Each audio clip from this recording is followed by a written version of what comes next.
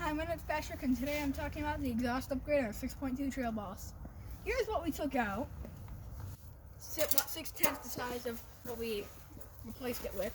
It all cost us under $400. We had the resonators removed, and we had a full Master 40 put into place. And this was all done at a local muffler shop.